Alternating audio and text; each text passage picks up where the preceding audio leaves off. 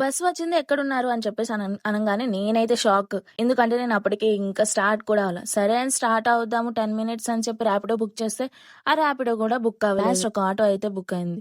ఇంకా చూసుకో driver call చేసి ఫాస్ట్ గా రా అని తినేశాడు. ఈసారి బస్ మిస్ అయితే ఇంకంతే నా పని అనుకున్నా. ఆటో బ్రోకి అన్న ఆ సినిమాలో చేజింగ్ సీన్ లాగా వెళ్ళాలి అని టైం కి నన్ను బస్ దగ్గర దింపేసి సేవ్ చేసి ఈసారి కనుక బస్ మిస్ అయితే ఇంకా ఇంటికి వెళ్ళినట్టే అని చెప్పేసి అనుకున్నా. థ్యాంక్ గాడ్ డ్రైవర్ కోపడినా నా కోసం 30 మినిట్స్ బస్ అయితే ఆపాడు. నీట్ గా ఇంకా బస్ ఎక్కేసి కొంచెం ప్రశాంతంగా రిలాక్స్ అయ్యాను. ఎందుకంటే అలా అయిందనమాట నా చీజింగ్ సీన్. జర్నీ అంటే ఫుడ్ ఉండాల్సిందే. వచ్చేటప్పుడు నాతో వాఫిల్ తెచ్చుకున్నా. సో ఇంకా బయట వ్యూ ఎంజాయ్ చేస్తూ నీట్ గా తినేసా. ఇంకా తిన్నాకేం చేస్తాం, ఒక కునికేసా, కట్ చేస్తే మార్నింగ్ 6 అయింది. ఇంక ఊరిలోకి వచ్చేసా. నేను 6 వస్తున్నా అంటే మా నాన్న ఇంకా 4 o'clock నుండే వెయిట్ చేయడం స్టార్ట్ చేస్తారు. అలా ఇంటికి వెళ్తున్న దారిలో ఊటీలో ఉన్న చలి అసలు మా ఊర్లోనే సెటిల్ అయిపోయిందా అన్నట్టు అనిపించింది. ఇలా నా జర్నీ అయితే కంప్లీట్ అయింది.